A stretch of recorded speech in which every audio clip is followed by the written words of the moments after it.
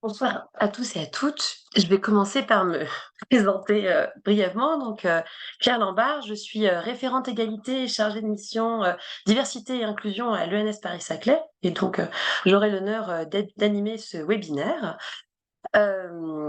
Et sans plus attendre, je vais donner la parole à Nathalie Carrasco, la présidente de l'ENS Paris-Saclay, qui nous fait l'honneur de nous rejoindre pour, lancer l'événement de ce soir. Merci beaucoup, Claire. Vous m'entendez bien? Je pense que c'est bon.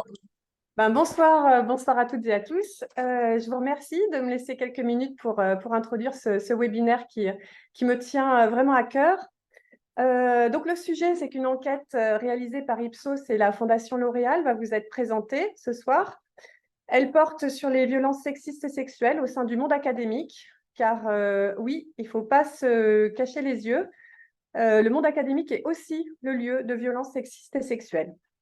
Donc, en complément de cette enquête générale sur le milieu académique, je voulais vous dire que nous avons aussi mené une enquête sur les VSS au sein de l'ENS Paris-Saclay.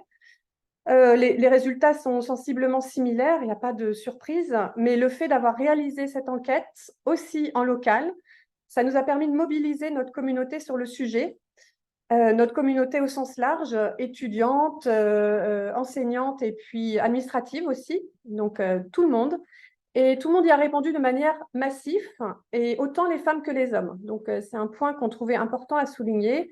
Et de fait, c'est un sujet qui est porté au plus haut dans notre établissement. Donc, l'ENS Paris-Saclay, c'est une grande école qui forme au métier de la recherche et de l'enseignement supérieur. Et notre école est engagée depuis plusieurs années dans la prévention des violences sexistes et sexuelles. Donc, grâce à ces enquêtes, donc la nôtre en local et puis l'enquête qui va vous être présentée, c'est très important parce qu'elle nous permet de disposer d'un diagnostic concret et objectivé qui est essentiel à la fois pour la prise de conscience, mais aussi pour nous permettre d'agir et d'agir de manière pertinente. Donc, dans la droite ligne de l'engagement et du dispositif d'écoute et de signalement qui a été mis en place par l'école, et afin d'améliorer la prévention, mais aussi la réponse aux situations de violences sexistes et sexuelles, un plan complet de prévention et d'accompagnement, un plan d'action a été mis en place à l'ENS Paris-Saclay. Donc, notre mot d'ordre, c'est l'intransigeance. C'est notre engagement. Je souhaitais aussi participer plus largement à la sensibilisation dans le milieu de la recherche, d'où notre implication avec la Fondation L'Oréal ce soir dans la diffusion de son enquête.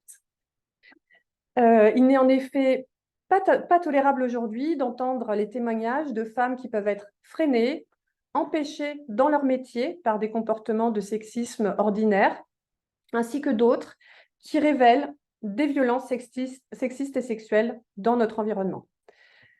Il est donc important que nous agissions toutes et tous à chacun de nos niveaux, dans nos établissements, afin de faire changer les choses. Nos élèves à l'ENS nous demandent de les accompagner, de les former également, c'est un point important. Et ils ont une vraie exigence dans le suivi des sanctions également lors de cas avérés. Et donc avec ce plan d'action VSS, nous avons voulu répondre à leurs attentes et ce plan sera prochainement présenté au conseil d'administration. Donc juste pour vous l'illustrer, parmi tous les éléments du plan d'action, je ne vais pas lister ici, je voudrais juste souligner 2 points saillants. La mise en place d'une plateforme de signalement en ligne qui sera donc mise en route début 2024, afin de permettre à toutes les victimes et témoins de violences sexistes et sexuelles de faire remonter des situations, de manière anonyme ou pas, selon la volonté de la personne qui signale. L'idée étant qu'on espère que cela va encourager les gens à faire remonter davantage de cas pour nous mettre au courant et nous permettre d'agir, et quel que soit le niveau de gravité. Le deuxième point, c'est le développement de notre programme de formation et de sensibilisation, avec la mise à disposition de cours en ligne et l'organisation de formations pour les différents services et entités de l'école, ainsi que pour les membres des sections disciplinaires, pour avoir des actions qui sont au bon niveau. Et pour ça, ça nécessite des sensibilisations et des formations bien appropriées, bien adaptées au cas. Donc, on pense en effet qu'être formé aux violences sexistes et sexuelles, c'est une priorité qui s'inscrit désormais dans les programmes de lutte contre toute discrimination. Et donc, on prend notre part ici à l'école.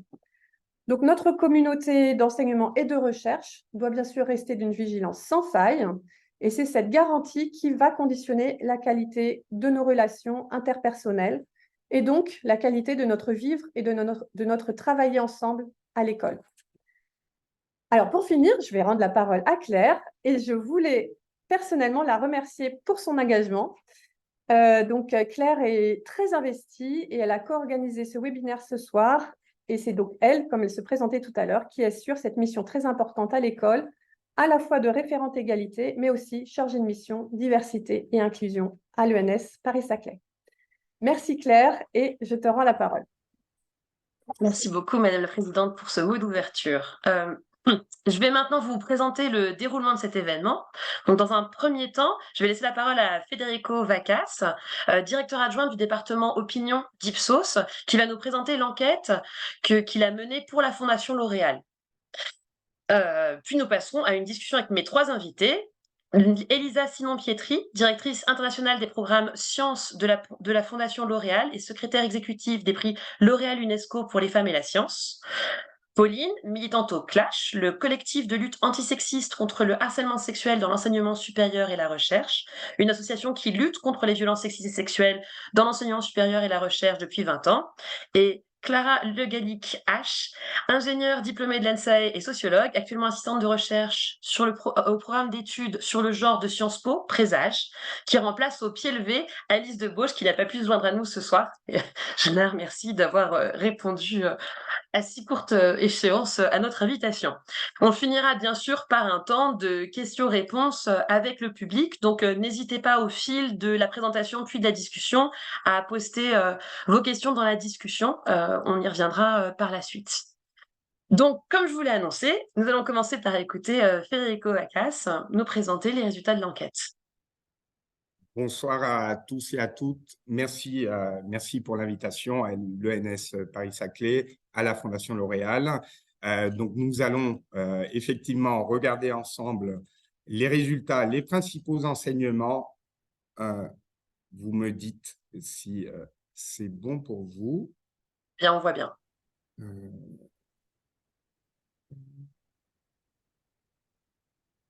Je vous demande 2 petits instants. Voilà, vous me dites si vous voyez correctement. Bon, je saurais juste le mettre en plein écran. Alors, j'essaye de décaler. Ça va être bon.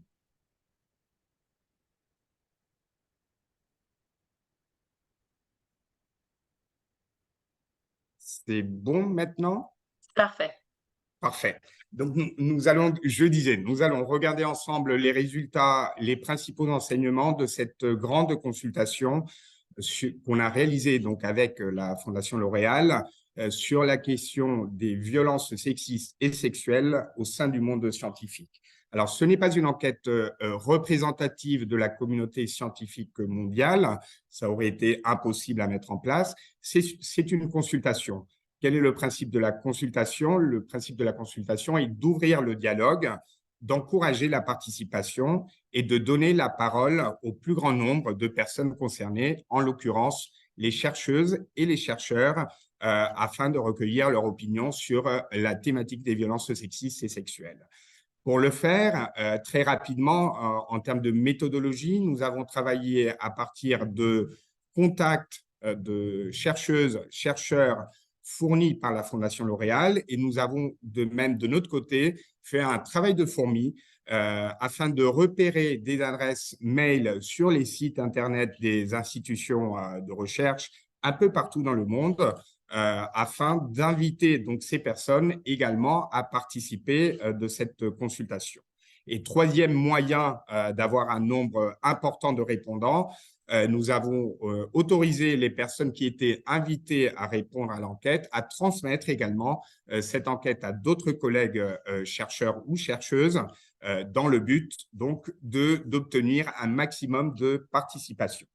Le résultat de tout ça, c'est presque 5200 chercheurs et chercheuses un peu partout dans le monde, vous le voyez, principalement en Europe, en France beaucoup, mais un peu partout dans tous les continents. 117 pays sont concernés, donc des chercheurs et des chercheuses de 117 pays ont participé à cette enquête, ce qui montre bien l'intérêt du sujet et nous permet d'avoir une vision globale de la situation en la matière. Alors, nous allons voir qu'en termes de profil des répondants à cette enquête, on a une forte, déjà en termes de genre, une forte surreprésentation des femmes, soit les 3/4 des répondants sont des femmes, mais on a aussi 22% d'hommes, c'est-à-dire concrètement plus de 1000 chercheurs qui ont donc participé, qui ont répondu au questionnaire et qui ont donc donné leur avis sur cette thématique. En termes de type d'institution, ce sont principalement les 2/3 des chercheurs et des chercheuses d'institutions publiques universitaires, mais nous avons aussi pas mal de répondants d'institutions publiques non universitaires, d'institutions privées universitaires ou non universitaires, comme des chercheurs ou des chercheuses travaillant en entreprise ou dans des sociétés privées. Et finalement, en termes de domaine de recherche, pour vous montrer un petit peu qui sont ces 5200 chercheurs et chercheuses qui ont répondu à l'enquête, on a les 3/4 qui travaillent dans le domaine des STEM et nous avons aussi des répondants travaillant dans les domaines des sciences sociales, des lettres, de l'économie ou dans d'autres domaines de recherche. Alors, quels sont les sujets que nous avons abordés dans le cadre de l'enquête? Il y en a plusieurs autour du sexisme et du harcèlement sexuel. Déjà, le premier point, c'est à quel point c'est répandu aujourd'hui dans le milieu de la recherche. Ensuite, est-ce qu'on en parle trop? Est-ce qu'on en parle assez? Pas assez? C'est le deuxième point que nous avons souhaité aborder. Le troisième point, ce sont les conséquences de ces situations de sexisme et de harcèlement sexuel sur les victimes, sur les personnes qui ont vécu ces situations-là. Et enfin, on a une dernière partie qui porte sur les actions qui sont mises en place aujourd'hui par les institutions, par le milieu de la recherche, du point de vue, bien évidemment, des chercheuses et des chercheurs qui y travaillent. Alors, avant d'aborder ces questions qui mettent un petit peu l'accent sur des aspects négatifs du milieu de la recherche, quand même un petit point de contexte sur la satisfaction aujourd'hui des chercheuses et des chercheuses au niveau de leur travail au quotidien. Première information, même si on va voir, il y a des problèmes et ils sont sérieux et répandus, 80% aujourd'hui des chercheurs et des chercheuses se déclarent satisfaits de leur emploi dans le milieu universitaire ou de la recherche. 19% d'insatisfaits, donc c'est un niveau de satisfaction qui reste quand même élevé, mais on voit là-dessus, vous le voyez ici, une petite différence, un petit décrochage déjà entre les hommes et les femmes, un niveau de satisfaction de 85% chez les hommes, 80% chez les femmes, et surtout, pour les très satisfaits, cela concerne 35% des hommes et seulement 23% des femmes. Donc, un niveau de satisfaction global qui est élevé. On va parler des problèmes ensuite. Globalement, un niveau de satisfaction qui est élevé, mais avec déjà un petit décrochage au niveau de la satisfaction concernant leur travail au quotidien chez les femmes par rapport aux hommes. Alors, si on aborde donc maintenant le cœur de cette consultation, on va parler donc de sexisme et de harcèlement sexuel. Et ce qu'on va voir tout de suite, c'est que d'après les chercheurs et les chercheuses, aujourd'hui, c'est un problème qui est répandu et dont on ne parle pas assez actuellement. Alors, au niveau, sur la question de à quel point c'est inquiétant et à quel point c'est répandu, vous avez donc ici à gauche les résultats qui portent sur la question du sexisme. Concrètement, vous avez 64% des femmes chercheuses, les 2/3 des femmes chercheuses qui déclarent qu'aujourd'hui, dans le milieu de la recherche, le sexisme est un problème inquiétant et répandu. 64% des femmes. À gauche, ici, vous avez la proportion d'hommes qui partagent cet avis. Certes, il est plus faible, vous voyez, c'est 43%, mais presque la moitié des hommes, quand même, considèrent qu'aujourd'hui, le sexisme dans le milieu de la recherche, c'est un problème inquiétant et répandu. Quand on regarde les résultats qui concernent la question du harcèlement sexuel, donc à droite ici de l'écran, même constat. Certes, les chiffres sont un peu plus faibles, on est sur des situations qui sont d'une autre gravité, bien évidemment. Vous avez quand même plus d'un tiers des femmes, 35% des femmes chercheuses, qui déclarent qu'aujourd'hui, dans le milieu de la recherche, le harcèlement sexuel, c'est un problème inquiétant et répandu.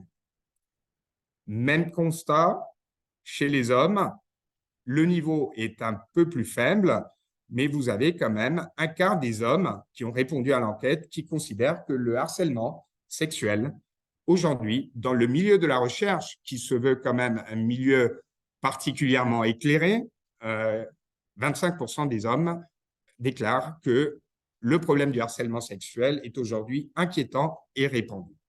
Donc ça, c'est de la perception dans un premier niveau. On va voir par la suite des situations plus concrètes pour essayer de mesurer le niveau exact, factuel, réel des situations de sexisme et de harcèlement sexuel dans le milieu de la recherche. Donc, inquiétant et répandu, est-ce qu'on en parle assez ou est-ce qu'on en parle trop aujourd'hui dans le milieu de la recherche? Même constat, vous avez ici à gauche les résultats qui concernent le sexisme. Presque les deux tiers des répondants, 62% hommes ou femmes, considèrent qu'on ne parle pas assez de sexisme, des situations de sexisme qui se vivent au quotidien dans le milieu de la recherche, 62%. Et quand vous regardez les résultats qui portent sur le harcèlement sexuel, des scores très similaires, 62% des chercheuses et des chercheurs considèrent qu'on ne parle pas assez de harcèlement sexuel dans le milieu de la recherche. Donc, c'est répandu, on n'en parle pas assez, le constat est clair, il est partagé également par les hommes et par les femmes, même s'il y a un tout petit décalage. Qu'est-ce qu'il en est des situations concrètes? Alors, on a testé un certain nombre de situations de sexisme et de harcèlement sexuel. On va commencer d'abord par le sexisme.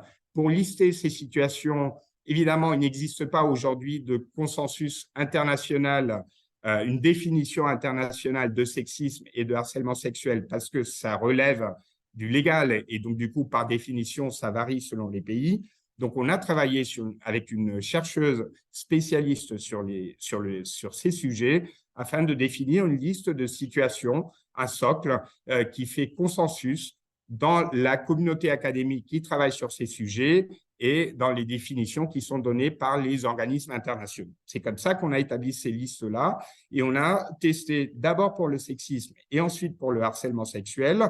On a demandé aux femmes chercheuses si elles avaient déjà vécu ces situations au cours de leur carrière professionnelle dans la recherche.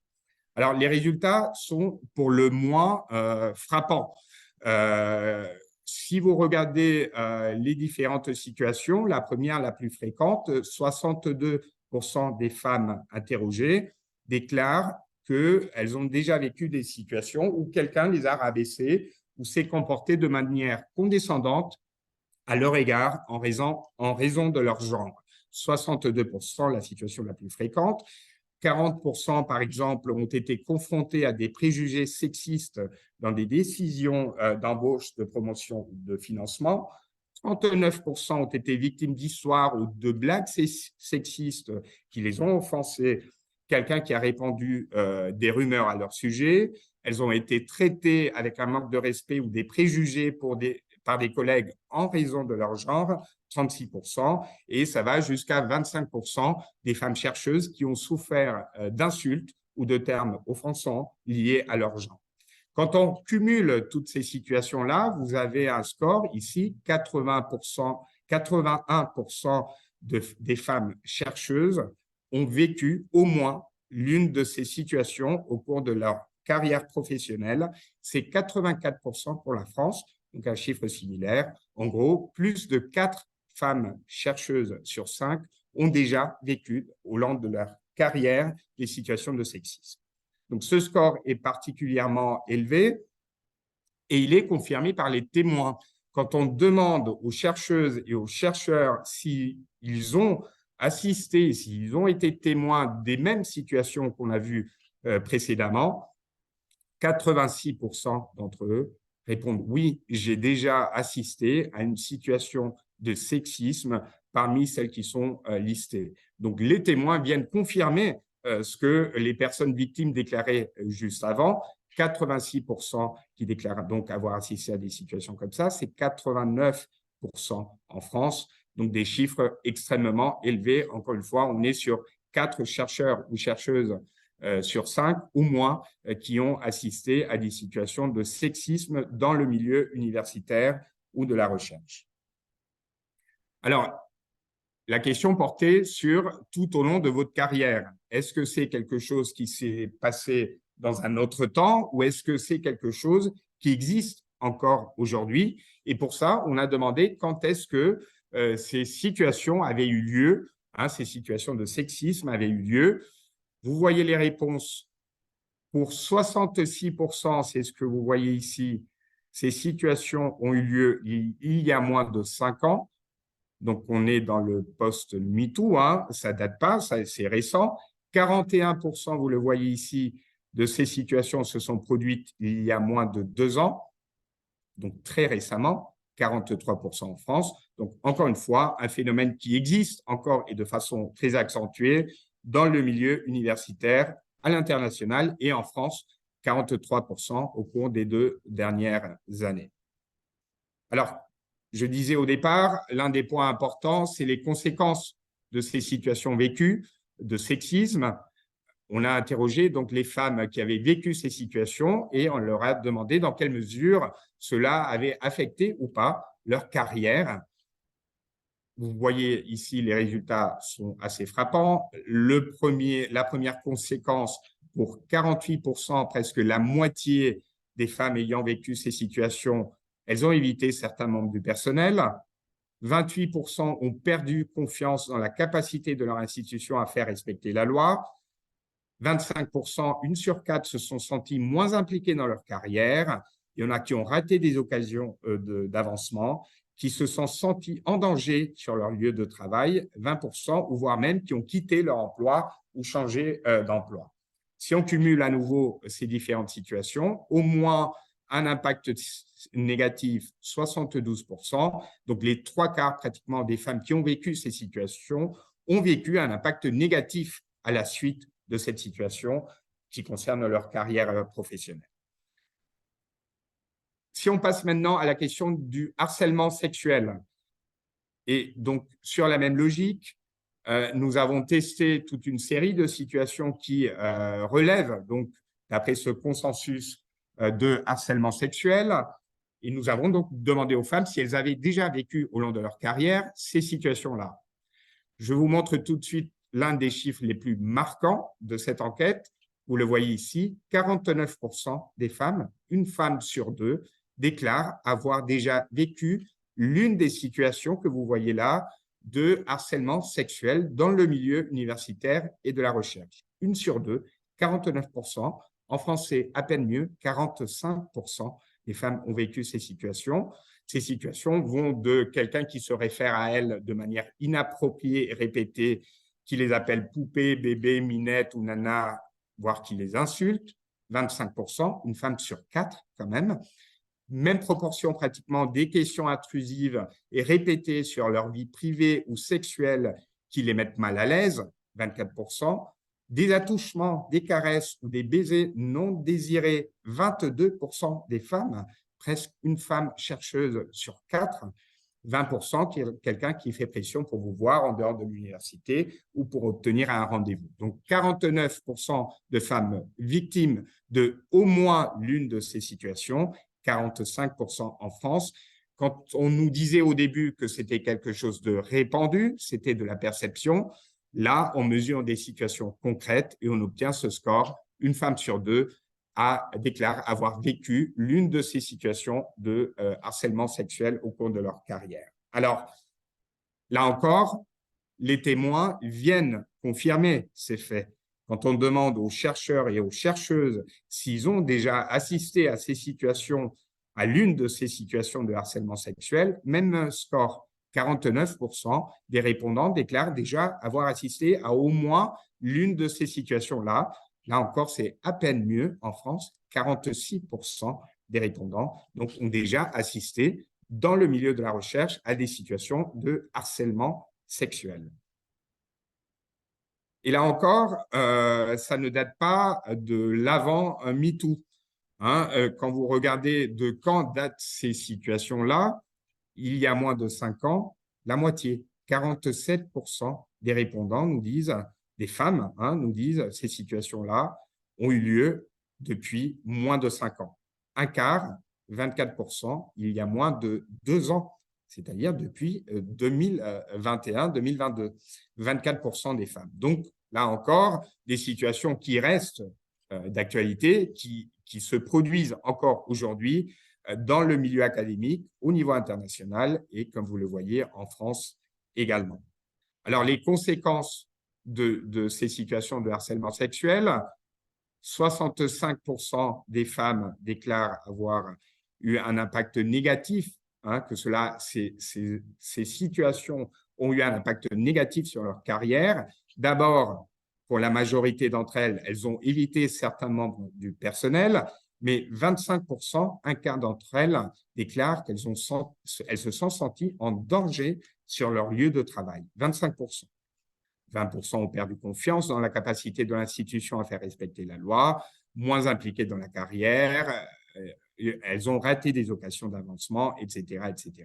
Donc, un total de 65%, 66% en France qui déclarent que cela a eu un impact négatif sur leur carrière professionnelle. Alors, est-ce qu'elles en ont parlé? Vous le voyez, oui, pour certaines, quand elles ont vécu ces situations de harcèlement sexuel, un tout petit peu plus de la moitié déclarent qu'elles en ont parlé, mais ce n'est que un tout petit peu plus que la moitié. En France, ça monte à 59%. Il reste 41% des femmes victimes de harcèlement sexuel qui n'ont pas parlé à la suite de ces situations vécues dans le milieu professionnel. Et ensuite, quand on regarde pour celles qui en ont parlé, un tout petit peu plus que la moitié, elles en parlent, mais principalement, vous le voyez ici, à leur entourage personnel, 39%, 12% au personnel enseignant ou administratif, 10% directement à la personne ou aux personnes à l'origine de la situation, etc., etc. Quand on additionne les acteurs qui relèvent de l'institution dans laquelle ces victimes travaillent ou travaillaient quand elles ont vécu ces situations de harcèlement sexuel, seulement 19% en parlait au sein de l'institution, c'est 23% en France, donc on en parle très peu et surtout pas, encore moins, au sein de l'institution, dans l'énorme majorité des cas. Alors, pour les témoins qui ont assisté à des situations de harcèlement sexuel et qui n'ont pas agi, pourquoi ils n'ont pas agi? La première raison, c'est parce qu'ils ne savaient pas quoi faire. Vous le voyez, c'est 38%. C'est la première raison avancée par les témoins qui ont assisté à des situations de harcèlement sexuel, mais qui n'ont pas réagi, qui n'ont rien dit face à ces situations. Après, il y a toute une série de raisons différentes. C'était inutile, ce n'était pas mon rôle, ça allait empirer les choses. La victime m'a demandé de ne pas agir, mais la principale raison pour laquelle un témoin aujourd'hui ne parle pas, c'est parce qu'il ne sait pas quoi faire concrètement pour aider la personne qui a vécu cette situation. Et pour finir, dernière partie, sur les actions et les stratégies pour mettre en place, pour mettre fin aux violences sexistes et sexuelles, qu'est-ce qui est fait aujourd'hui par les institutions selon donc les chercheurs et les chercheuses qui ont répondu à cette consultation? Alors, il y a d'abord un problème plus large qui ne concerne pas uniquement ces questions de sexisme et de harcèlement sexuel, mais qui relève de la culture du lieu de travail et de la façon dont les carrières et les institutions scientifiques sont structurées aujourd'hui. Vous le voyez, pour 2/3 des répondants, ça monte à 70% chez les femmes, mais c'est également partagé par presque la moitié des hommes. Il y a quand même un problème structurel pour presque les 2 tiers des répondants, la culture du lieu de travail dans de nombreuses institutions et organisations universitaires et de recherche constitue aujourd'hui un obstacle à la promotion des femmes de façon générale. Et c'est pratiquement le même score quand il s'agit d'évaluer la façon dont les carrières et les institutions scientifiques sont structurées aujourd'hui. Alors, sur la question du sexisme et du harcèlement sexuel, on a demandé aujourd'hui si, selon les répondants, des mesures suffisantes étaient prises aujourd'hui dans le monde universitaire pour prévenir et lutter contre le harcèlement sexuel, contre le sexisme et pour soutenir les victimes du harcèlement sexuel et pour soutenir les victimes de harcèlement sexuel et de sexisme. Alors, si vous regardez le graphique, on a 2 minorités. D'un côté, une minorité, quel que soit donc l'item concerné, qui considère que oui, des mesures sont prises et elles sont suffisantes. Aujourd'hui, on fait ce qu'il faut dans le monde universitaire pour combattre, pour lutter contre le harcèlement sexuel et le sexisme et pour soutenir les victimes. C'est une minorité, c'est moins de 20% hein, à chaque fois. Et de l'autre côté, ici, vous avez une autre minorité, à peu près les mêmes proportions, qui estime que rien n'est fait aujourd'hui dans le monde universitaire pour faire face à ces problèmes sérieux.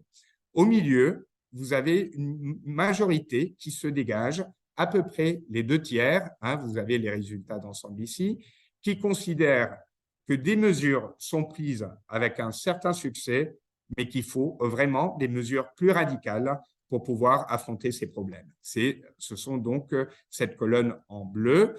À cela s'ajoute à peu près 20%, vous le voyez ici, qui considèrent que des mesures sont prises aujourd'hui, mais sans succès. Donc, on a une majorité des 2 tiers à peu près qui considèrent qu'il y a des choses qui sont faites, mais que ce n'est pas suffisant. C'est l'avis partagé par les femmes, 2 tiers à peu près, et c'est aussi l'avis partagé par une majorité d'hommes chercheurs ou universitaires.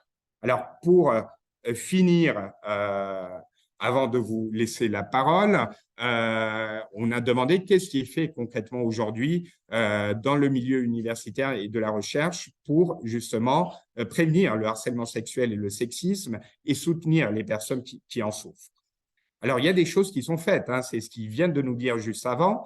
D'abord, mettre en place un processus pour soutenir les victimes et les témoins de harcèlement, 51% estiment que c'est quelque chose qui est fait, avec plus ou moins de succès, on l'a vu tout à l'heure, mais il y a des choses qui sont faites. Il y a aussi la formation de tous les employés afin que chacun puisse contribuer à un environnement inclusif, 38%, ou encore mettre la lumière sur les actes punissables et partager des règles claires, 30%. J'attire juste votre attention sur cet item-là, avoir une politique de tolérance zéro assortie de sanctions et de transparence. Ce n'est le cas que pour 22% des chercheurs et des chercheuses qui ont répondu à l'enquête. Ça montre bien qu'il y a donc des choses qui sont faites, mais qu'il y a encore beaucoup de travail à faire là-dessus. Merci beaucoup. Merci beaucoup, Federico. On va passer directement à la partie discussion et puis on reviendra ensuite aux questions. Donc, en préambule, et parce que là, on vient d'avoir beaucoup d'informations, afin de permettre à tout le monde de bien identifier les différentes intervenantes, je t'ai faire un rapide tour de table de notre table virtuelle pour que vous puissiez vous représenter, si les personnes qui sont arrivées un peu tardivement. Elisa, est-ce que vous pouvez commencer? Oui, bonsoir à toutes et à tous. Donc, je suis Elisa Simon-Pietri, je suis directrice du pôle sciences de la Fondation L'Oréal et également secrétaire exécutive des prix L'Oréal UNESCO pour les femmes et la science. Et voilà, je vous donnerai un peu plus de contexte sur pourquoi nous avons mené cette étude après. C'est un super teaser. Clara. Oui, bonsoir à tous. Donc, je m'appelle Clara Le Gallica. Je suis assistante de recherche en ce moment à Sciences Po, au programme Présage, donc d'études sur le genre. Et je suis tout récemment aussi diplômée de l'ENSAE, donc ingénieure statisticienne. Merci beaucoup. Et Pauline? Bonjour à toutes et à tous. Donc moi c'est Pauline. Du coup je suis membre du CLASH, donc le collectif de lutte antisexiste contre le harcèlement sexuel dans l'enseignement supérieur, donc une association qui lutte contre les violences sexistes et sexuelles depuis 20 ans maintenant dans le milieu de l'enseignement supérieur et de la recherche. Merci beaucoup toutes les trois. Donc, j'ai bien sûr préparé des questions, mais n'hésitez pas aussi à intervenir à tout moment pour rebondir sur les propos de l'une ou l'autre. Si vous le souhaitez, c'est tout à fait possible, même si on est sur une table virtuelle. Donc, pour commencer, Elisa, et comme vous l'avez mentionné à l'instant, est-ce que vous pourriez peut-être nous en dire davantage sur le contexte, les raisons qui ont poussé la Fondation L'Oréal à lancer cette enquête?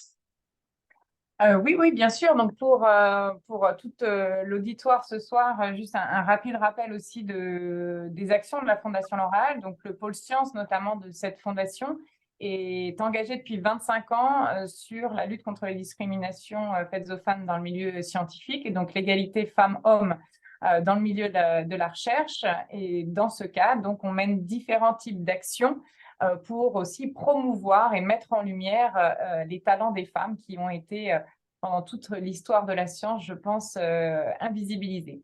Donc, on a différents types d'actions, notamment les prix que certains connaissent bien en partenariat avec l'UNESCO, les prix internationaux qui récompensent des carrières de femmes scientifiques, mais également les prix Jeunes Talents qui soutiennent et supportent et mettent en lumière des doctorantes et des post-doctorantes un peu partout dans le monde. Donc, on a 53 programmes à travers le monde et on récompense et on soutient environ 250 jeunes chercheuses chaque année, couvrant environ plus de 110 pays.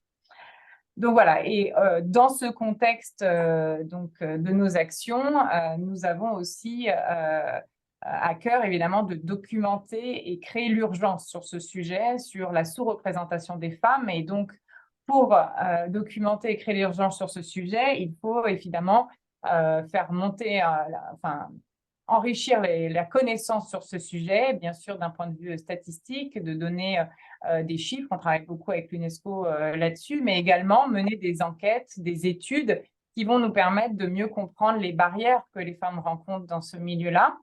Et bien sûr, pas uniquement l'aspect négatif, aussi toutes les opportunités que génère la diversité de genre dans le milieu de la recherche. Donc, on mène différents types d'études et c'est aussi une façon pour nous, sur un des piliers d'action que nous avons, de comment travailler avec les institutions pour lever les barrières systémiques de la place des femmes en sciences. C'est aussi des études qu'on mène pour échanger avec les institutions et essayer de faire bouger les choses. Et donc, dans ce cadre-là, ça a commencé en 2019 où on a fait une enquête tout simplement sur nos alumni, donc toutes les femmes qui avaient gagné à travers le monde nos prix, pour avoir un petit peu un état des lieux, des barrières qu'elles avaient à surmonter au cours de leur carrière, qu'elles avaient eu à surmonter ou qu'elles surmontaient actuellement. Et donc avec deux pans plus particuliers qui étaient la gestion de la parentalité et le sexisme et le harcèlement sexuel. Et sur le sexisme et le harcèlement sexuel, les chiffres nous ont beaucoup choqués. Et donc, on a voulu aller plus loin et on s'est dit, il faut qu'on comprenne au-delà de notre communauté, est-ce que c'est quelque chose qui est aussi répandu? Et malheureusement, les résultats que nous avons menés grâce à l'enquête avec Ipsos ont révélé exactement les mêmes chiffres, à savoir le chiffre pour nous, évidemment, le plus choquant, qu'une femme sur deux, une chercheuse sur deux révèle avoir été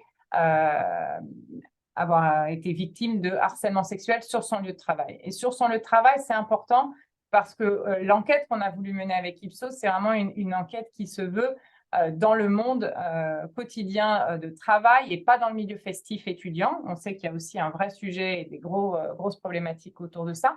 Mais là, on voulait mettre la lumière sur l'environnement de travail des femmes aujourd'hui.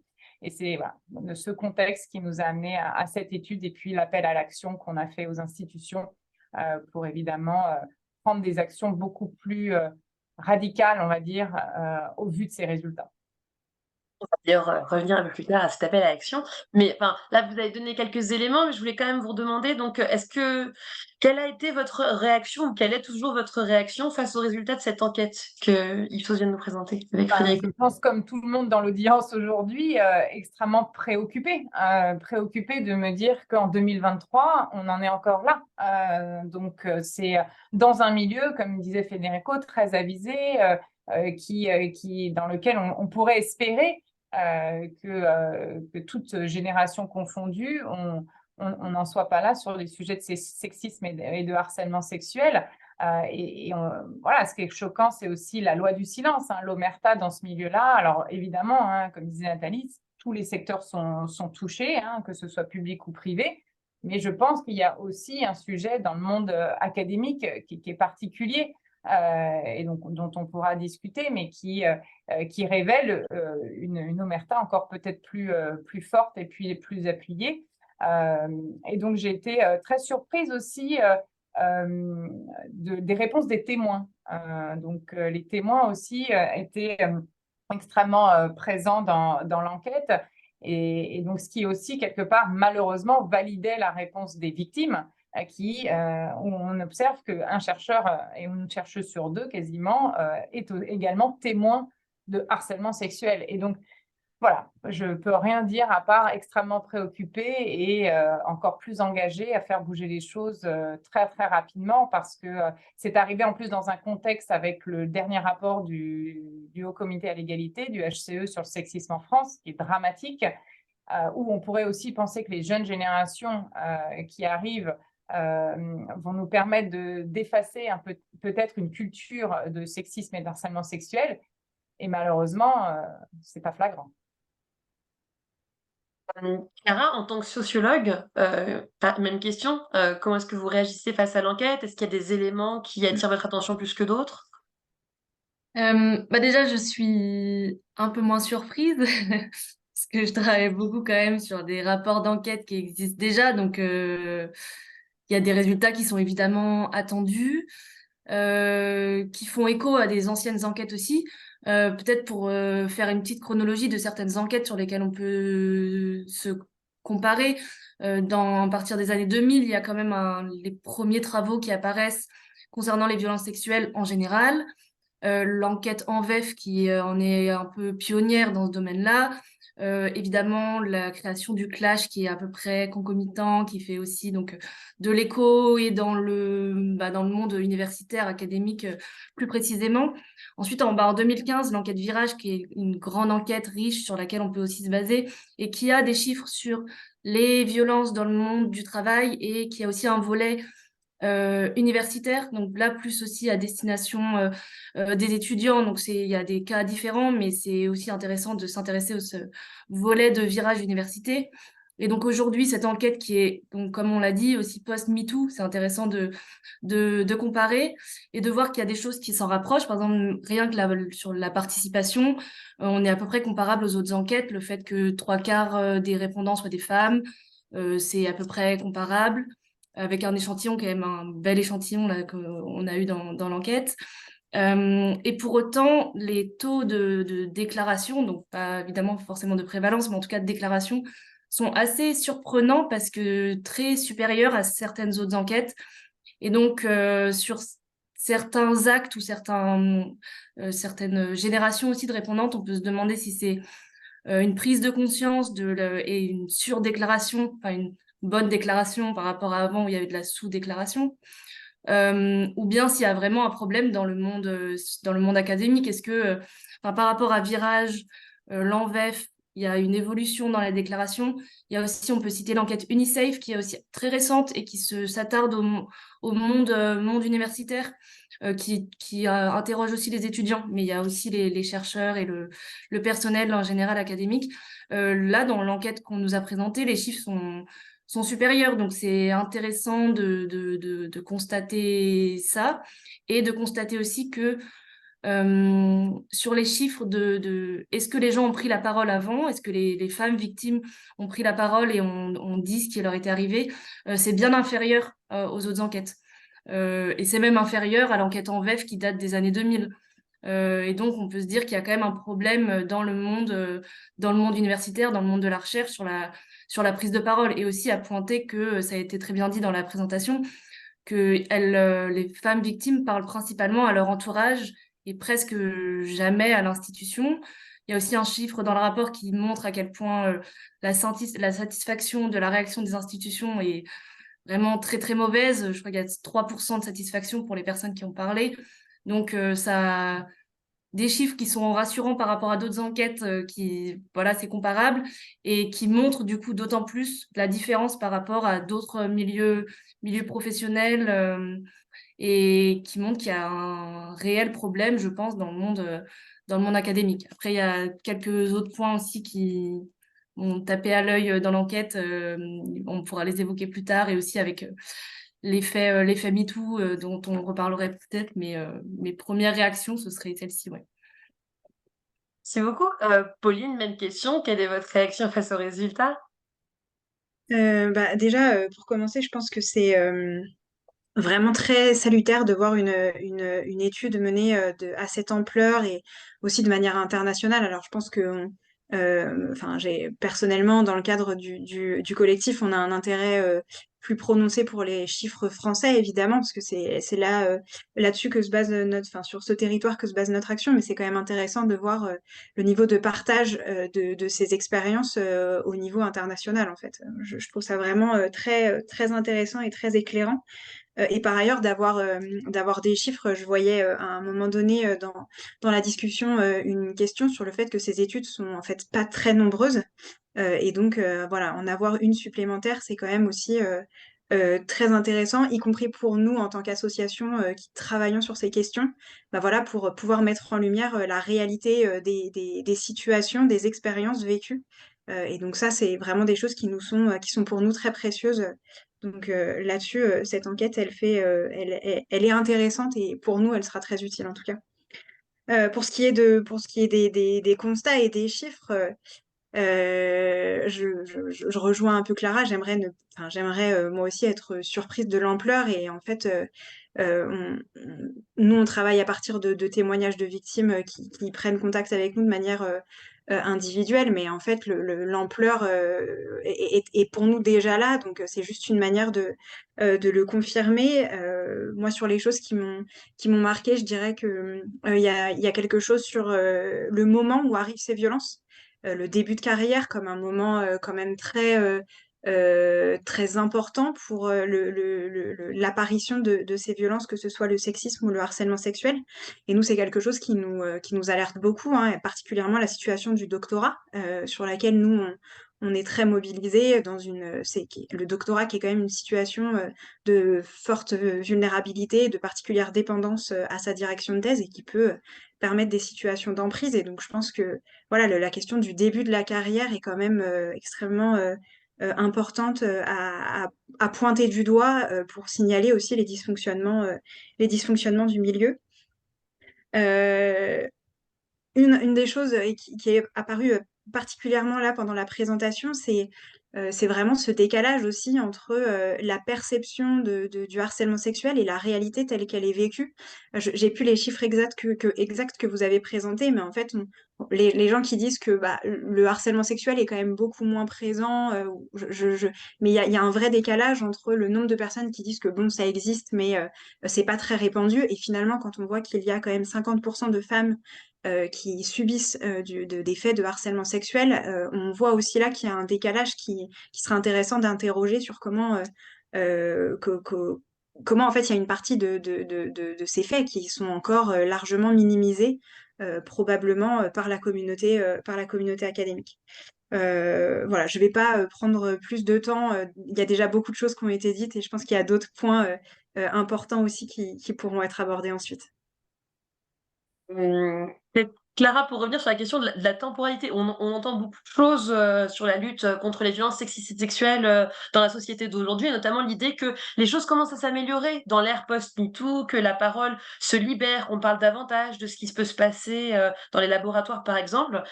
Qu'en pensez-vous? Est-ce que ça correspond vraiment à la réalité? Bah, je pense que c'est enfin, la question de la temporalité et de où on se place maintenant après MeToo et après les conséquences aussi de MeToo qui sont nombreuses, les prises de conscience des institutions, plans d'action qui ont été faites, elle est vraiment importante.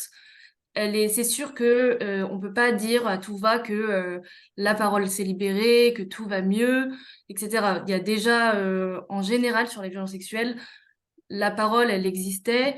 C'est plutôt l'écoute et l'accueil de la parole qui peut poser problème. Et c'est une vraie difficulté, je pense. Et là, enfin, Pauline me rejoindra, mais dans le monde de l'enseignement supérieur et de la recherche, puisque il y a vraiment une différence entre la discipline qui est faite dans les enseignements et le monde juridique réellement. Donc c'est quelque chose qui pèse encore plus, et donc la temporalité est différente, je pense, dans l'enseignement supérieur et la recherche, parce que on a moins tendance à sortir et de l'institution et à déposer plainte, déposer une main courante, d'en parler à l'extérieur de ces faits-là. Donc, c'est aussi des mesures et des temporalités qui sont assez différentes dans le monde académique. C'est pour ça que c'est un peu difficile. Et en termes toujours de temporalité, je rejoins Pauline sur le début de carrière et les effets de génération. En fait, dans l'enquête, là, il y a un des résultats qui montre les différentes réponses selon les âges, que j'ai trouvé extrêmement intéressantes, parce qu'on voit un énorme décalage entre les moins de 34 ans et les plus de 34 ans, en gros, où les femmes de moins de 34 ans dénoncent beaucoup plus des termes qu'on peut utiliser aujourd'hui, de problèmes de genre, de sexisme, de harcèlement sexuel, et les femmes plus âgées le dénoncent beaucoup moins.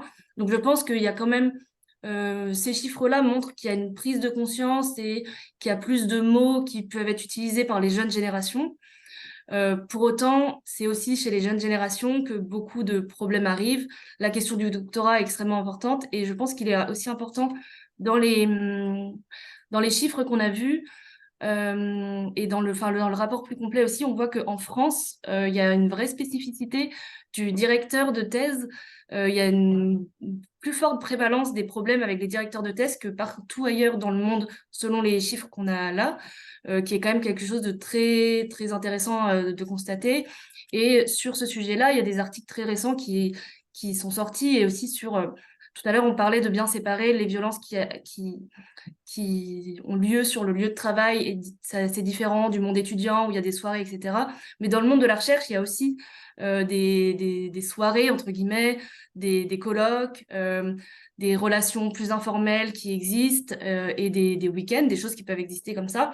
Et dans ces lieux-là, il y a quand même beaucoup de problèmes qui existent, et le monde de la recherche l'a pris en tout cas, se l'est avoué assez récemment. Juste pour prendre un exemple, par exemple, l'Association française de sociologie a pris très très récemment des mesures après avoir constaté un grand nombre de problèmes, pour créer un groupe de travail contre les violences sexuelles. Elle l'a évoqué à son congrès que il y avait beaucoup de problèmes qui arrivaient lors des congrès, lorsqu'il y a de l'alcool, des relations plus informelles. Et donc ça date seulement de 2019. Il y a aussi le comité de suivi de thèse qui a été créé à partir de 2017, il me semble, et donc qui permet aux doctorants d'avoir une relation un peu moins directe avec leur directeur de thèse, et une fois par an au moins pouvoir parler à d'autres interlocuteurs, et pouvoir à ce moment-là dire s'il y a des problèmes, parce que sinon la relation est vraiment peut être très problématique pour des doctorants qui sont isolés, qui ont un statut un peu étranges dans la recherche, qui sont ni encore chercheurs, qui sont plus jeunes, qui ont envie de se faire un réseau, qui ont envie de participer à des événements. Mais il peut y avoir beaucoup de problèmes dans ce qu'on appelle donc le début de carrière, ou le doctorat plus précisément. Et pour le coup, là, il y a beaucoup d'articles et de choses qui ont été faites post-MeToo. Donc, c'est des temporalités qui sont assez lentes. C'est d'abord une prise de conscience avant que la prévalence baisse sur les événements. Donc, il faudrait voir les résultats dans peut-être 10 ans sur les gens qui sont aujourd'hui dans la recherche, qu'est-ce qu'ils nous disent dans plusieurs années, mais la prise de conscience, elle est quand même réelle. Et là, on voit aussi ce webinaire, les prises de décision des institutions, le fait d'en parler, c'est déjà extrêmement important. Le fait de dire, oui, appeler au téléphone quelqu'un et lui parler de manière trop informelle, utiliser des surnoms qui sont complètement déplacés, c'est un vrai problème, et peut-être qu'en fait certaines personnes ne sont même pas au courant que c'est un problème. Donc déjà, on avance petit à petit. Je dirais pas que la parole se libère à grande échelle, elle existait déjà, on le voit parmi les proches, mais faut débloquer les choses dans le monde institutionnel. Voilà, beaucoup de chercheuses disent qu'elles sont déçues, qu'elles ne parlent pas à leur institution, qu'elles sont déçues de l'accueil. Ça, j'imagine que ça va se faire progressivement et c'est quand même un temps qui est assez lent. Mais oui, il y a une vraie différence depuis ces dernières années et depuis que tout le monde prend un peu le problème comme il le peut et essaye d'en parler, de trouver des solutions. Lisa, vous qui interagissez beaucoup avec des chercheuses et des jeunes chercheuses, on l'a évoqué avec les prix, est-ce que vous avez ce sentiment-là qu'il y a une prise de conscience généralisée? Oui, je pense une prise de conscience, ça c'est évident, hein. On n'a jamais autant parlé de l'égalité femmes-hommes de façon générale qu'aujourd'hui, comparé à quelques décennies auparavant. Sur le sujet du sexisme et du harcèlement sexuel, c'est un peu plus mitigé, c'est-à-dire que nous, pour les rencontrer, en fait, régulièrement, il y a encore une grande partie qui sont aussi dans le déni et qui sortent du déni au moment où nous, on expose ces sujets-là, où on leur crée un environnement, on va dire, sécurisé pour en parler et pour échanger. Et là, la parole se libère. Mais donc, il y a effectivement une prise de conscience, mais aussi encore beaucoup de déni. Elles ont beaucoup accepté quelque part et intégré en fait que ce monde sexiste dans lequel elles sont est leur quotidien. Et donc voilà, donc il y a une prise de conscience, mais il y a encore un très très gros chemin à faire, lié aussi effectivement aux cas qu'elles ont autour d'elles qui ont parlé et pour lesquels ça s'est pas forcément bien terminé. Donc il y a aussi ça, cet effet un peu d'engrenage je rejoins complètement Pauline sur la problématique des doctorantes. Hein. Aujourd'hui, pour être beaucoup en contact avec elles, c'est un moment de carrière qui est extrêmement vulnérable. Et cette notion, cette notion d'emprise, je pense qu'elle est quand même très, très liée au monde académique et notamment au monde scientifique également, où la façon dont sont structurées, et Federico l'a dit, hein, dont sont structurées les carrières dans ce milieu-là, est complètement propice, malheureusement, à un rapport de force et d'autorité et de pouvoir qui rend le sexisme et le harcèlement sexuel encore plus intégrés. Et Pauline, je me demandais, est-ce que vous pouvez nous en dire plus sur l'activité de classe? Diriez-vous que le collectif est plus sollicité qu'auparavant ou pas? Et sur quels autres sujets vous avez pu être sollicité? Alors sur les activités du collectif et sa sollicitation, alors clairement, oui, on a vu une vraie différence à partir de 2017, hein, donc cet effet MeToo de libération de la parole a en tout cas permis une prise de conscience probablement de la gravité des situations que certaines victimes vivaient et donc de l'envie à un moment donné de parler ou en tout cas de la possibilité de se sentir autorisé à le faire. Donc on a clairement une augmentation du nombre de témoignages qui nous arrivent directement et donc des affaires que l'on peut suivre et qu'on peut accompagner, des affaires qui sont aussi qui sont parfois très très lourdes. Alors on a plusieurs cas de figure évidemment. On peut avoir aussi des situations qui peuvent se régler finalement assez vite parce que les victimes attendent des aménagements qui sont plutôt faciles à obtenir auprès des universités. Mais on a aussi des situations que l'on peut suivre sur plusieurs mois, voire même plusieurs années. Et ça uniquement au sein des universités, puisqu'on ne s'occupe absolument pas de ce qui peut se passer au pénal si jamais les victimes souhaitent emmener l'affaire au pénal. Nous, on ne fait pas du tout d'accompagnement juridique parce qu'on n'est pas spécifiquement formé sur cet aspect-là. Donc c'est uniquement au niveau disciplinaire et donc dans ce qui peut se passer au sein des universités et parfois ça prend énormément de temps. Donc les sollicitations sont plus nombreuses et elles sont très lourdes. On a aussi une augmentation des sollicitations sur un autre pan qui est celui de la formation, puisqu'on est aussi un collectif qui forme sur la lutte contre les violences sexistes et sexuelles. Et à partir de 2019-2020, je dirais, on a vraiment eu une augmentation très forte des sollicitations de différents types de collectifs, hein, que ce soit les universités très directement pour sensibiliser des amphis d'étudiants, mais aussi des cellules d'écoute qui pouvaient demander à être formés, des laboratoires, des collectifs de chercheurs et de chercheuses qui pouvaient, voilà, qui souhaitaient être formés sur ces questions. Et là-dessus, on a vraiment vu une prise de conscience. Alors, ce qui est intéressant aussi avec l'étude, je ne l'ai pas dit tout à l'heure, mais nous, en fait, on est beaucoup sollicité par les disciplines de sciences humaines et sociales, finalement.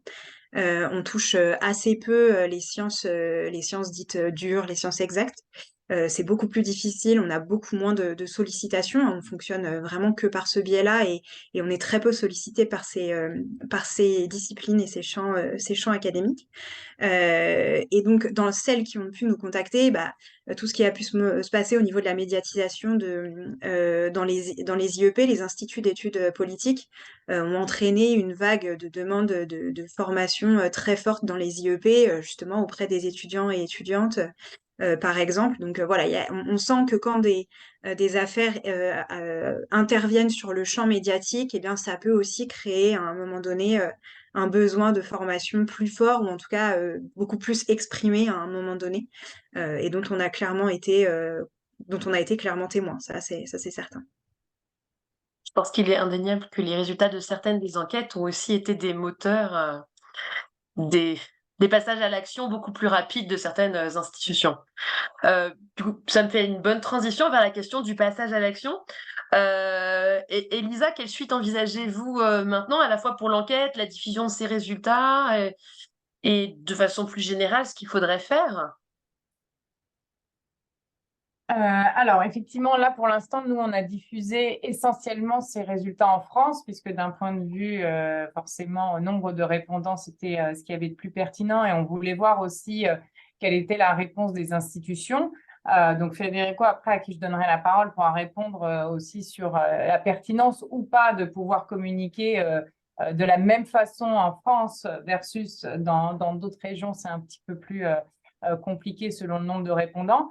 Maintenant, moi, je voulais vous partager l'appel à l'action qu'on a fait, puisque bien sûr, cette enquête, nous, notre rôle, c'est évidemment de donner une prise de conscience hein, et donc d'étayer ce sujet-là, parce que comme vous le disiez et Pauline le disait aussi, c'est important d'avoir des chiffres, même si la situation est quand même assez connue. Parfois, pour certains, elle n'est pas tant que ça.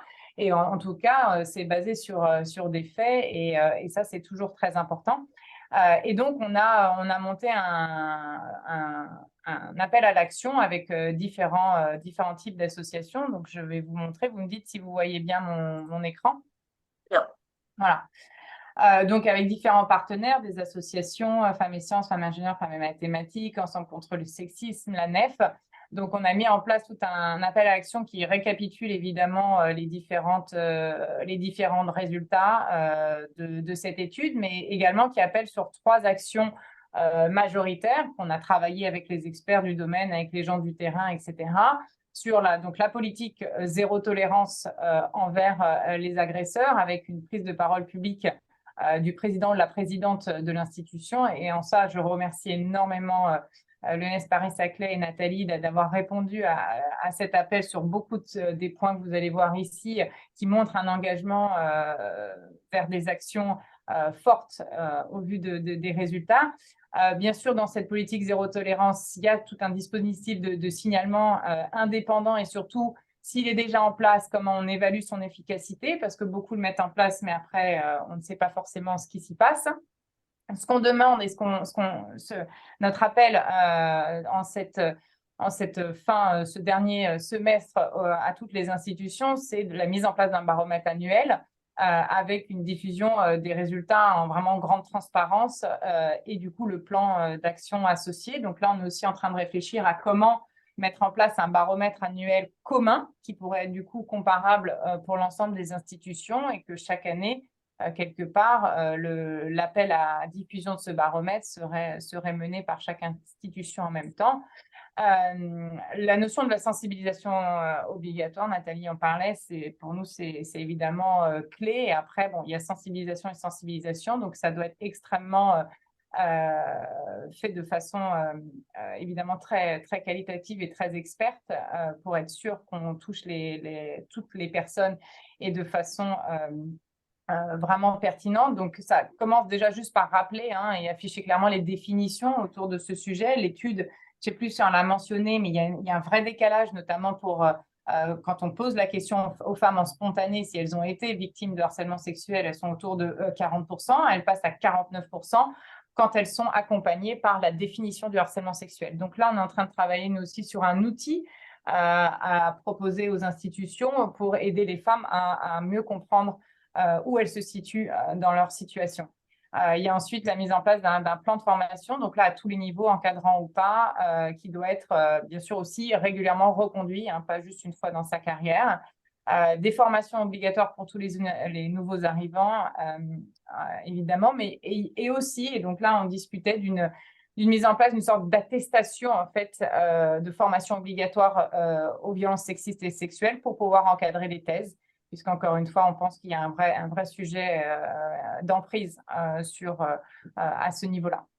Et enfin, un troisième pilier d'action, vous verrez dans l'appel à action plus complet en détail, c'est garantir un temps vraiment dédié aux référents égalité. Malheureusement, dans encore beaucoup d'institutions, c'est quelque chose qu'ils font en plus de leur mission au quotidien, et ça ne peut pas du tout mener à des actions efficaces, ça c'est sûr. Et puis, un engagement budgétaire. On ne croit absolument pas à des actions efficaces sans argent et budget mis derrière, parce que mettre en place tout ça, mettre en place des formations, mettre en place du temps dédié pour des référents, mettre en place des baromètres, ça coûte des sous, et donc c'est aussi une prise de décision que doivent faire les directions d'institutions, qui montrent aussi leur engagement ou pas sur ce sujet. Si on veut vraiment que dans 10 ans, on ne se redise pas exactement la même chose, voilà, ça passe vraiment par l'engagement d'un budget. Voilà, donc ça, c'est un peu les pôles d'action. Je vous ai mis ici le hashtag au cas où, enfin pas le hashtag, pas du tout, le QR code pour tous ceux qui se posent la question. Tout est bien sûr disponible sur notre site internet, à la fois l'étude complète et l'appel à l'action complet. Et aussi, on a toute une campagne de mobilisation sur les réseaux sociaux avec le hashtag Still Searching. Et donc, je vous laisserai découvrir la campagne et le pourquoi du comment derrière le Still Searching. Pauline, comment vous réagissez à l'appel à l'action de L'Oréal? Est-ce que vous êtes d'accord avec les actions? Est-ce que vous sentez qu'il y en a d'autres qu'il faudrait mettre en place en plus? Alors, concrètement, oui, je rejoins l'ensemble des points qui m'ont été présentés sur l'appel à action. Enfin, vraiment, pour nous, il y a vraiment un gros point à faire sur la poursuite et clairement sur cette question du budget, du financement. Nous, on pense que c'est vraiment un des gros points noirs de la lutte contre les VSS aujourd'hui, c'est qu'il y a en fait trop peu de financement. Là, il y a 2 ans, le plan Vidal a été présenté par la ministre de l'époque et reconduit depuis. Mais en fait, c'est un plan qui ne fonctionne que par des appels à projets et donc aussi qui signifie qu'il faut avoir une équipe capable de monter un projet sur un long terme pour pouvoir obtenir à un moment donné des financements. Et donc, de fait, ça rend l'accès à ce type de financement très inégalitaire en fonction des moyens des établissements. Et donc, ça me semble être un vrai problème. Je rejoins complètement le constat sur les chargés de mission et les référents. La CPED avait, il y a quelques temps maintenant, fait une étude auprès des chargés de mission. Et le constat était alarmant, en fait. C'est des chargés de mission qui sont très souvent seuls, qui n'ont pas d'équipe, qui n'ont pas de moyens, qui sont par ailleurs à peine déchargés, mais qui doivent continuer à enseigner ou faire de la recherche à côté. Et qui n'ont en fait pas du tout les moyens de la volonté de monter des actions de longue durée qui pourraient avoir faire la différence dans les établissements et qui finissent en fait presque par jeter l'éponge par fatigue, par épuisement de s'être mobilisés sur ces actions-là. Et donc c'est quand même un signe là aussi qu'il y a une vraie insuffisance dans la prise en compte de cette question de la lutte contre les violences sexistes et sexuelles.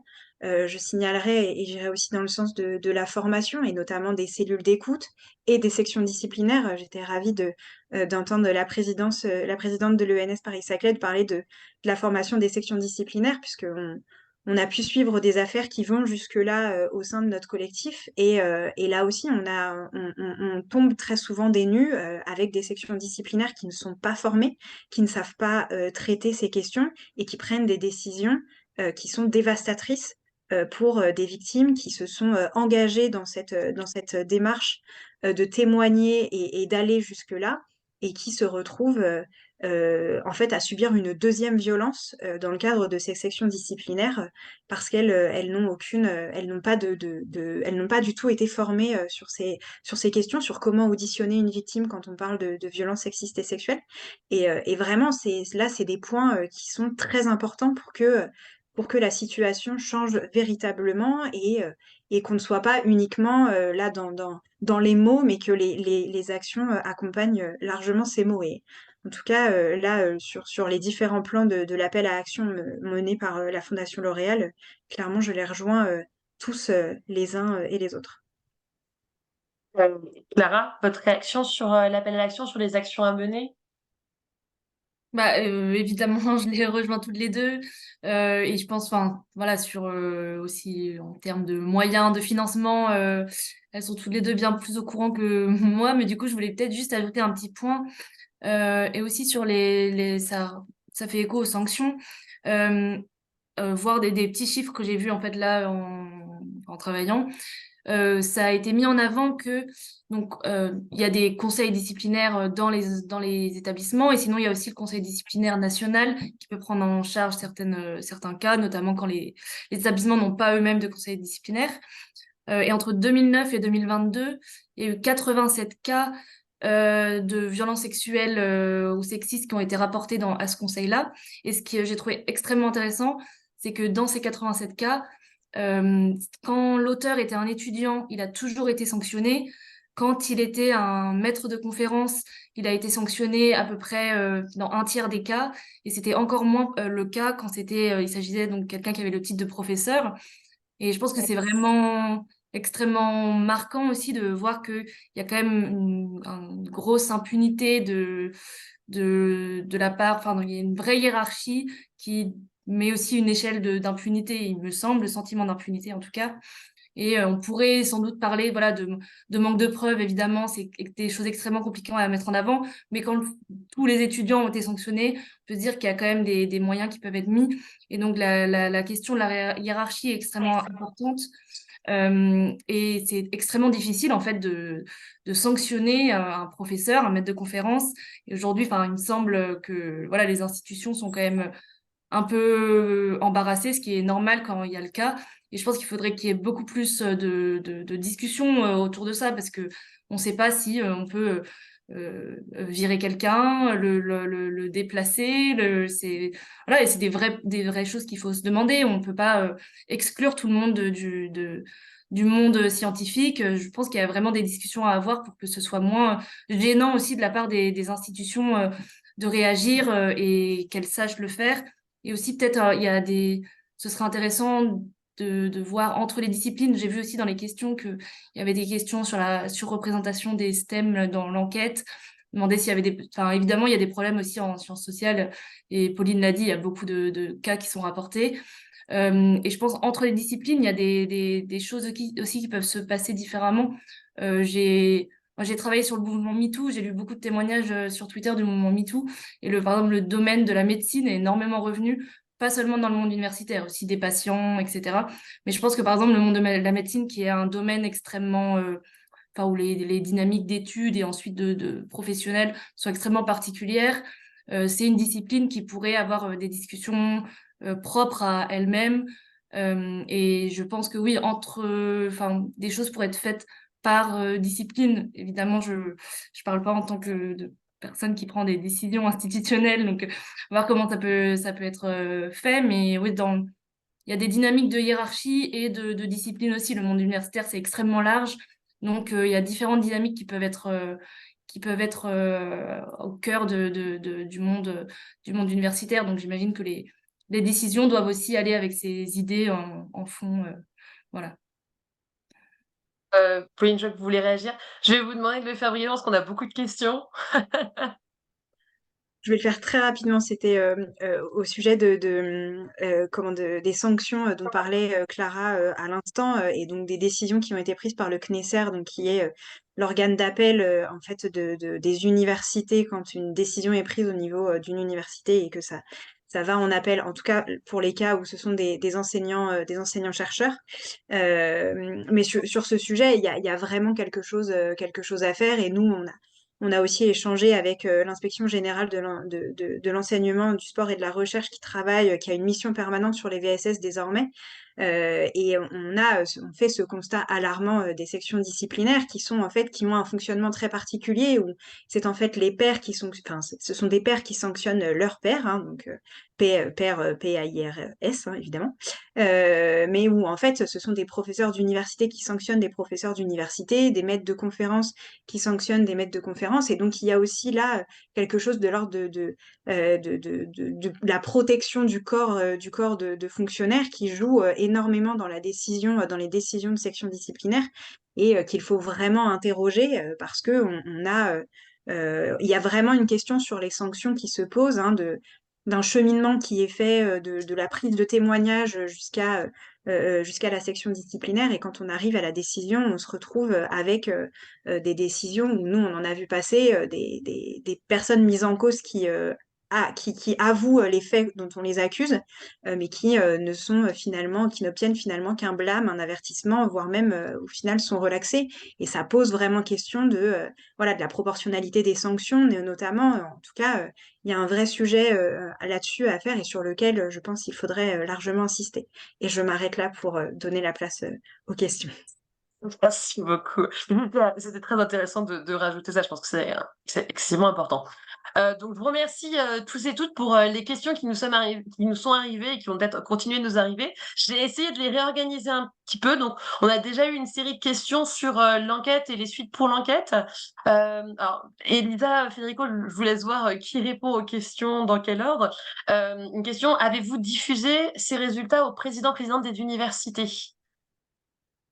Est-ce que vous Alors, l'avez fait? Est-ce que vous allez le faire? oui, tout à fait. On l'a fait. Alors peut-être, on n'a pas réussi à toucher tout le monde, hein, mais on aimerait bien là justement dans cette deuxième vague d'action en cette rentrée où justement on va essayer de repérer qui va répondre à cet appel à l'action, etc. et essayer de les remobiliser. Donc on est très très prêt à avoir tous les soutiens possibles pour diffuser beaucoup plus largement cette étude et l'appel à l'action à tous les présidents. J'ai vu qu'il y avait une question au niveau de l'université Paris-Cité que je connais très bien. Ils ont fait partie avec l'ENS Paris-Saclay des premiers à vouloir s'engager. Donc on leur a présenté l'étude, on leur a. Donc maintenant, c'est à nous, on va aller relancer sur du coup le plan d'action qu'ils ont prévu, puisque la conférence de presse qu'on a fait sur cette étude a eu lieu le 16 mars dernier. Et donc, on a dit qu'à la rentrée, donc entre septembre et décembre 2023, on allait ressolliciter l'ensemble des présidents d'université pour savoir qu'est-ce qu'ils pourraient mettre en place. Donc, voilà, on a déjà eu plusieurs engagements. On attend maintenant les actions concrètes. On a eu le CNRS aussi. On a eu plusieurs personnes qui se sont engagées. Mais après, je compte sur le bouche à oreille et sur ce type de webinaire pour lequel je vous remercie encore de l'avoir organisé pour diffuser et essayer de mobiliser le plus de personnes possible. Je vais vous laisser juste une seconde, Federico, si vous vouliez réagir aussi. Pas de souci, je continue. Pourquoi ne pas avoir enquêté sur le nombre d'occurrences de viol également? Alors, Elisa, Non, écoutez, non, c'est quelque chose qui est aussi extrêmement important. Aujourd'hui, on a défini un périmètre autour de la définition légale du sexisme et du harcèlement sexuel. Le viol rentre déjà dans l'agression sexuelle, c'est encore une autre étape et c'est sûrement quelque chose qui serait également très important de mener. Parlant des autres enquêtes, on a aussi vu une question de comptez-vous mener une étude sur les hommes victimes de VSS également? Alors, Federico, il y a quelques réponses puisque c'était ouvert à tous, hein, hommes et femmes. Oui, alors en l'occurrence, pour cette enquête, les questions qui portaient sur les situations subies, vécues, concernaient les femmes. C'était les femmes qui répondaient. Après, c'est un sujet sur lequel nous, on a travaillé hein, pour le groupe L'Oréal, hein, d'ailleurs, mais sur du grand public, dans lequel on a abordé les questions de harcèlement sexuel pour les femmes et pour les hommes également. Voilà. Après, on ne peut pas aborder toutes les questions sous tous les angles dans une même enquête. Le choix a été fait cette fois-ci de travailler sur les femmes et sur les questions de sexisme et de harcèlement sexuel en particulier. Puis je pense qu'on sera tous d'accord pour dire que les femmes sont quand même plus, voilà, plus concernées par les sujets de sexisme et de harcèlement sexuel. Je pense que voilà, c'est aussi une question de priorité et d'urgence qui est quand même pas la même. Et je ne minimise pas les hommes qui ont été également victimes, et il y en a, c'est évident, mais je pense que les ratios sont quand même différents. Donc, il y avait la question de allez-vous présenter ce rapport à chaque pays dont les ressentissants ont bien voulu participer à répondre? Donc, Elisa, dans un premier temps, tout à l'heure, vous disiez, bah voilà, on se concentre sur la France. On avait dit qu'on allait laisser la parole à Federico, on l'a pas fait. Donc, Parfait. Federico. Oui, absolument. Alors, quand on a terminé l'enquête, nous, de notre côté, on était particulièrement contents parce qu'on avait plus de 5000 répondants. C'est énorme. Réussir à interroger 5000 chercheurs et chercheuses sur un sujet délicat avec un questionnaire très long, pour nous, ça a été un grand succès. Ces 5000 personnes, c'est très bien. Mais ça ne permet pas d'aller regarder pour tous les pays dans lesquels on a des répondants les résultats spécifiques qui concernent ce pays. Donc, c'est là où on est un petit peu bloqué. L'échantillon global, il est très important, 5000 personnes. Il y a beaucoup de Français et de Françaises dans cet échantillon pour des raisons évidentes, à peu près la moitié, 2500. Après, il y a 2 ou 3 pays, notamment le Brésil, où on a des données qui sont un peu plus solides parce qu'il y a plus de 300 répondants. Sur d'autres pays, c'est un peu plus compliqué parce que, pour des raisons statistiques, hein, tout simplement, on n'a pas assez de répondants. C'est le petit problème de cette enquête. C'est qu'il y a plein de choses. On a envie de lire les résultats par pays. On a envie de lire les résultats par discipline. Ça reste une enquête avec un échantillon très large, mais global de 5000 personnes. Donc, on est limité en fonction du nombre de répondants pour que ce soit vraiment un petit peu solide au niveau statistique. Une question qui s'adresse un peu à tout le monde, je ne sais pas qui voudrait y répondre. On vous a demandé, diriez-vous que le milieu académique est pire sur ce sujet que le monde du travail en général? Là, qui va bien vouloir se lancer. Je veux Moi, bien, peut-être. Ouais, moi aussi, je veux bien me lancer s'il y a besoin. Federico a fait un signe de la main, donc écoutez, allez-y. Alors, non, très rapidement, en fait, c'est une question qu'Elisa m'a posée très vite une fois qu'elle a reçu les résultats de l'enquête. Et du coup, on a fait une toute petite enquête en parallèle auprès des Français hein, pour comparer les résultats uniquement en France sur la question du harcèlement sexuel au travail. Avec le même schéma de questionnaire, hein, avec des situations ponctuelles. Autrement, il y a des personnes victimes de harcèlement sexuel qui ne sont pas conscientes du fait qu'elles ont vécu des situations de harcèlement sexuel. Donc, on a fait une mini-enquête exactement avec la même méthodologie de l'enquête sur le harcèlement au travail. Les chiffres qu'on obtient en France, hein, au niveau des salariés françaises, est vraiment extrêmement proche de celui qu'on obtient en France pour l'enquête dans le milieu de la recherche. Donc, pour des raisons différentes, hein, sans doute, qui peuvent expliquer, favoriser ou au contraire limiter les phénomènes de harcèlement sexuel selon les milieux professionnels. Mais en tout cas, le résultat final, c'est qu'on obtient pratiquement le même score chez les salariés françaises de façon générale et chez les chercheuses françaises interrogées dans le cadre de cette enquête. Pauline? Non, j'allais aller dans ce sens-là aussi, sans avoir fait d'enquête. Donc, ça aurait plus été de l'ordre de l'intuition. Parce qu'en fait, je pense surtout que les violences sexistes et sexuelles se retrouvent de toute façon dans toutes les sphères de la société.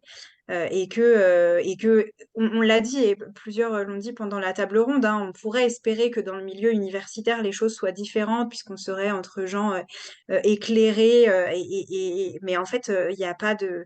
La question des violences sexistes et sexuelles n'a absolument rien à voir avec le niveau intellectuel. En fait, c'est vraiment quelque chose qui traverse l'ensemble des pans de la société. Et donc, ça me semble du coup assez logique qu'on retrouve les mêmes chiffres finalement dans d'autres milieux de travail.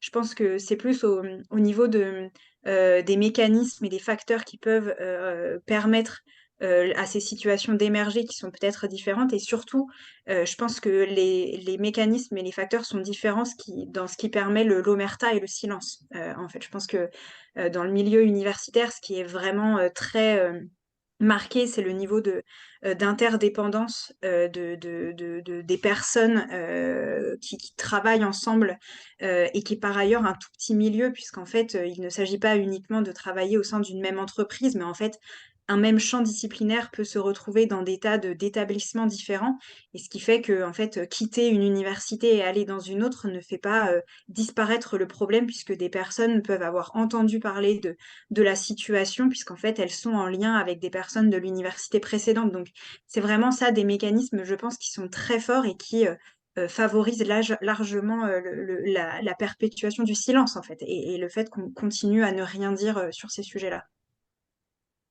Sarah? Oui, bah, je rejoins Pauline. C'est sur la prévalence et sur l'occurrence des faits.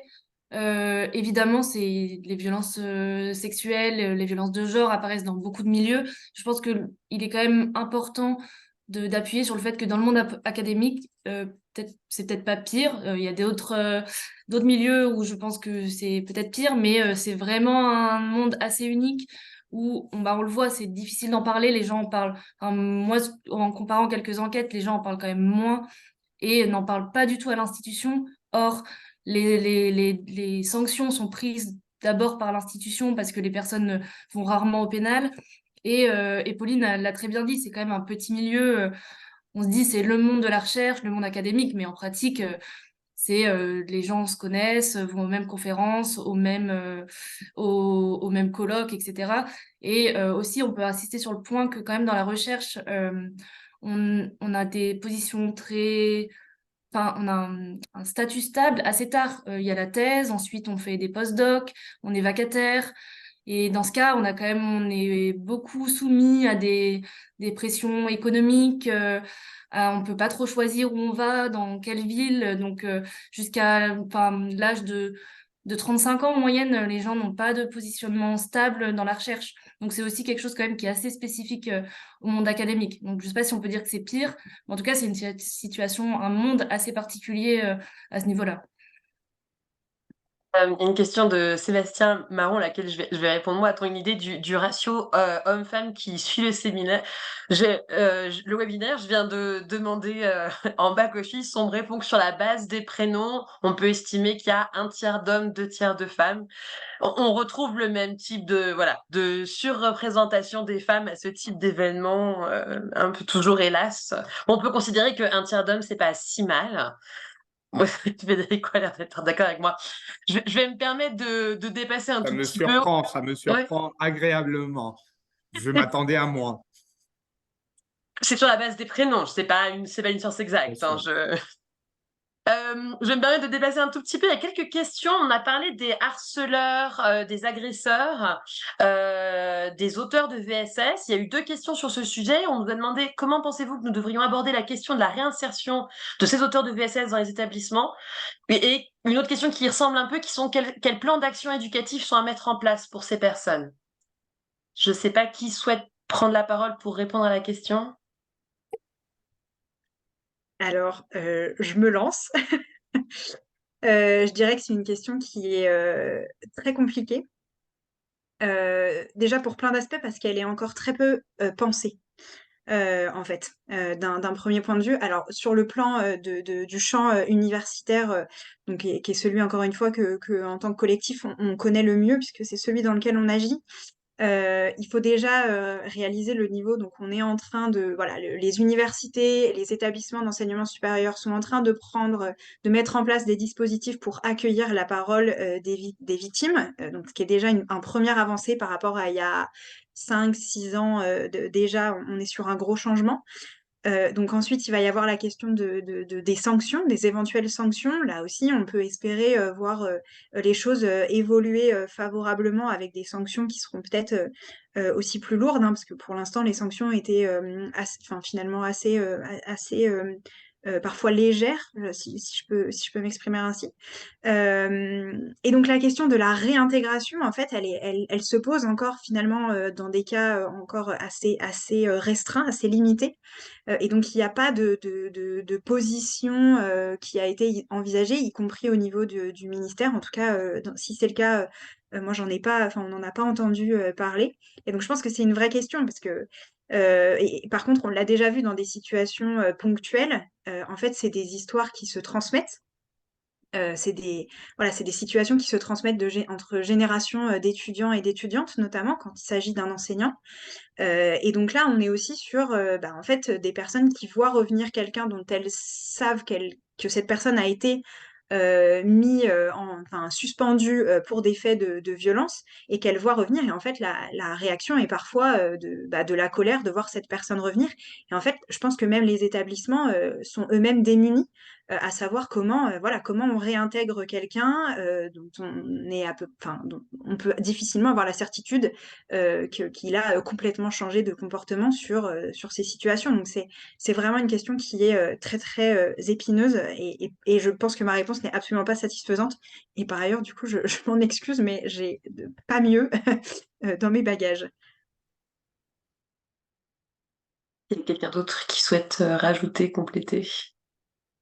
Non, bah, je suis assez d'accord et je pense qu'aujourd'hui, pas ou peu de personnes ont la solution. J'ai essayé de le dire aussi un peu tout à l'heure dans ce qu'on voit sur les sanctions, que c'est aujourd'hui beaucoup plus facile de sanctionner un étudiant ou une étudiante, même si c'est quand même aussi rarement fait, et plus on monte dans la hiérarchie, plus c'est gênant de gérer la situation et c'est gênant parce que qu'est-ce qu'on fait d'un membre du personnel qui pose problème?